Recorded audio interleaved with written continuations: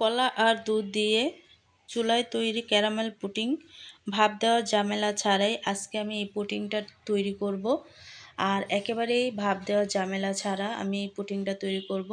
তো তার জন্য কিন্তু কলাটাকে আমি কেটে নিচ্ছি আর কলা দিয়েই এই পুডিংটা তৈরি করব। তো হাই গাইস, আসসালামু আলাইকুম, welcome back to my channel. কেমন আছো তোমরা সবাই? আশা করি ভালো আছো। আল্লাহর রহমতে আমি অনেক ভালো আছি। তো গাইস, আজকে আমি তোমাদেরকে তৈরি করে দেখাবো একেবারে ভাপ দেওয়া ঝামেলা ছাড়া কলা দিয়ে আর দুধ দিয়ে পুডিং রেসিপি। তো তার জন্য কলাটা আমি কেটে নিচ্ছি। তো ভিডিওটি ফার্স্ট থেকে লাস্ট পর্যন্ত দেখতে থাকো, আশা করি ভালো লাগবে। আর ভালো লাগলে প্লিজ একটি লাইক আর একটি সাবস্ক্রাইব করে পাশে থাকবে। তো কলাটা তো এখানে আমি যে ঘিটা দিছি এই ঘির উপরে আমি কলাটাকে একটু ম্যাশ করে নেব, আর কি একটু ভাজা ভাজা করে নেব। আর যেহেতু পাকা কলা, তো এই পাকা কলাটা একটু ঘিয়ের সাথে ভেজে নিলে একেবারেই ম্যাশ হয়ে যাবে। তো দেখো, একটু সময় নিয়ে আমি এই কলাটাকে একটু ম্যাশ করে নেব। আর এটা মিডিয়াম আঁচেই করতে হবে। দেখা গেছে বেশি একটা জালে করলে কিন্তু পুড়ে যেতে পারে। তো দেখো, ম্যাশ হয়ে গেছে। এই পর্যায়ে এসে এখানে আমি অ্যাড করে দিচ্ছি চিনি। আর এটার মিষ্টিটা কিন্তু একটু তোমরা বুঝে শুনে দেবে। দেখা গেছে অনেকে মিষ্টি কম খাও, আবার অনেকে বেশি খাও। তো সেই হিসেব করে এই চিনিটা ইউজ করবে।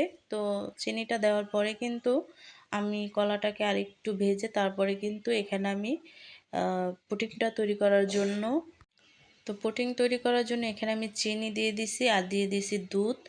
আর এখানে আমি দিয়ে দিচ্ছি আগার আগার পাউডার। তো আগার আগার পাউডারটাও কিন্তু পরিমাপ করে দিতে হবে। আর এখানে আমি দিয়ে দিচ্ছি গুঁড়া দুধ। গুঁড়া দুধটা দিলে হয় কি, অনেকটা টেস্টি হয় আর খেতে অনেকটা ভালো লাগে পুডিংটা। তো এই সবগুলো উপকরণ কিন্তু আমি জালটা আর কি চুলাটা না জ্বালিয়েই আমি এইগুলো মিক্স করে নিচ্ছি, কারণ অফ চুলায় এগুলো মিক্স করে তারপরে আমি চুলাটা আর কি আগুনটা ধরাইছি।